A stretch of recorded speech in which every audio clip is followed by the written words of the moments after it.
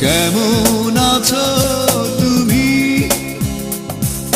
সুখী হতে পেরেছো কিনা জানতে বড় সাধু হয়।